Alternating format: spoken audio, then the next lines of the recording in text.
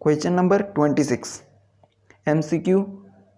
देखिए, इनमें से कौन सा साइबर अपराधियों द्वारा किया गया एक इंटरनेट घोटाला है जहां उपयोगकर्ता को गोपनीय जानकारी प्रदान करने के लिए डिजिटल रूप से आश्वस्त किया जाता है।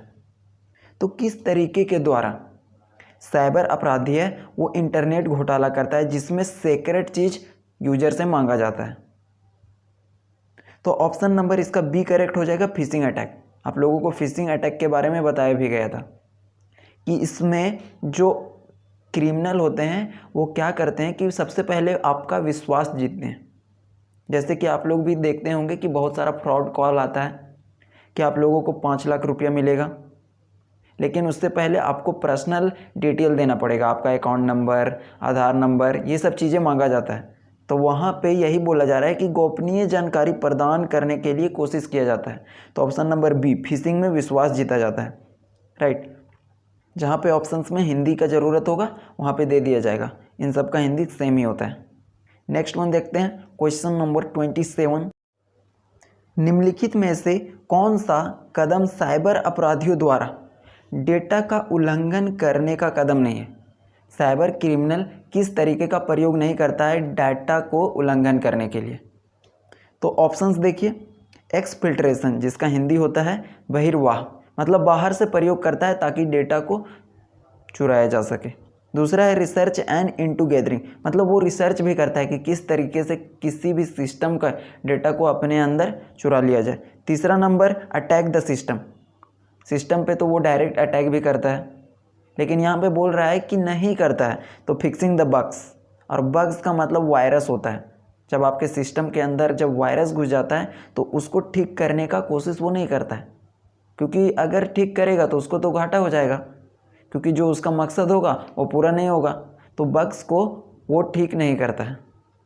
नेक्स्ट वन देखिए, क्वेश्चन नंबर 28। देखिए, किस ऑनलाइन सेवा की गोपनीयता, जिसको इंग्लिश में सीक्रेट बोलते हैं, को टोर का उपयोग करके सुरक्षित नहीं किया जा सकता?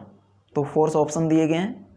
तो option number C is the correct option हो जाएगा, क्योंकि लॉगिन यूजिंग आईडी, जब आईडी के द्वारा हम लोग लॉगिन करते हैं, जिसका हिंदी में बताया गया है कि आईडी का उपयोग करके लॉगिन, तो उसको सुरक्षित नहीं किया जा सकता।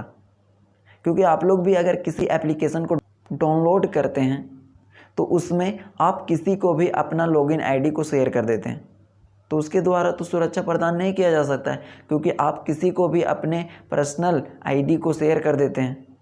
तो option number C is the correct option of the question number 28। Now next to the next question 29। यहाँ से देखिए, ये बहुत ज़्यादा इंपॉर्टेंट है। कौन सा शब्द हैकर्स के एक समूह को संदर्भित करता है? किस वर्ड के द्वारा रिप्रेजेंट किया जाता है हैकर्स के समूह को, जो सफ़ेद और काली टोपी दोनों है? इसका मतलब क्या है कि सफ़ेद और काली टोपी वाले जो हैकर्स होते हैं उनको किस शब्द के द्वारा रिप्रेजेंट किया जाता है? तो सफ़ेद और काली दो चीज़ें हैं। हम लोगों को भी पता है कि दिन और रात दो चीज़ें होती है, जो दिन वाइट की तरह रिप्रेजेंट किया जाता है और रात को ब्लैक की तरह। तो जो रात में चोरी करते हैं वो क्या होते हैं? चोर होते हैं, डकैत होते हैं, राइट। और जो दिन में चोरी करते हैं, जैसे कि राजनेता, जो वाइट कुर्ता पहन के सबके सामने अच्छा तो बनते हैं लेकिन वो भी घोटाला करने का काम करते हैं, तो वो एक प्रकार का चोरी ही हुआ, राइट। उसी प्रकार से हैकर्स में भी दो प्रकार के होते हैं, सफ़ेद और काली। इन दोनों को अगर मिला दिया जाए तो किस प्रकार का हैकर नाम दिया जाएगा? तो यहाँ पे yellow hat hackers, grey hat hackers, red hat hackers और वाइट ब्लैक हैट हैकर्स। तो ऑप्शन नंबर बी करेक्ट होगा, ग्रे हैट हैकर्स।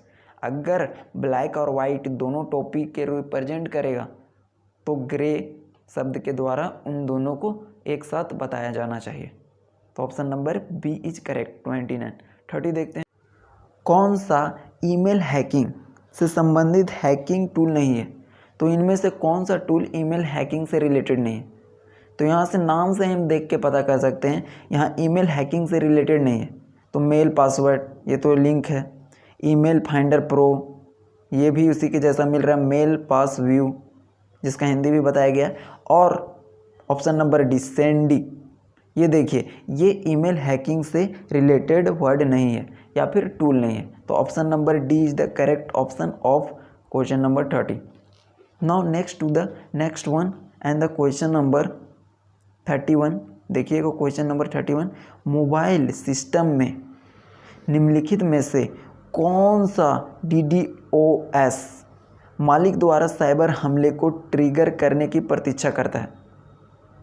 तो मोबाइल सिस्टम में इनमें से किसके द्वारा साइबर हमले को ट्रिगर करने की प्रतीक्षा करते रहता है?